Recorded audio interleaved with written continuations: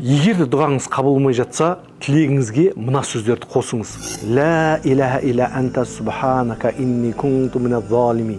Бұл Юнус пайғамбардың дұғасы. Пайғамбарымыз саллаллаху алейхи вассалам бұл дұға туралы: егер де құл осы сөзбен Аллах тағалаға жалбарынатын болса, дұғасы міндетті түрде қабыл болады деген. Сонда сахабалар бұл сөз тек Юнусқа ғана қатысты ма деп сұраған екен. Сонда пайғамбарымыз саллаллаху алейхи вассалам: сендер келесі аятты оқымадыңыздар ма?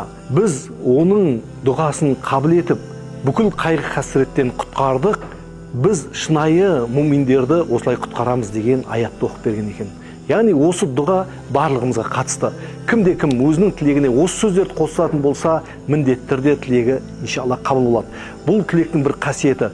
Бұл жерде Аллах тағалаға ешқандай сер қоспай жалбарыну бар, оны мадақтау, пәктеу бар, және өз қателігіңді мойындау бар, және кішіпейілдік пен тәубе бар. Дұғаны төменде қалдырамыз, жоғалтып алмас үшін сақтап алыңыз.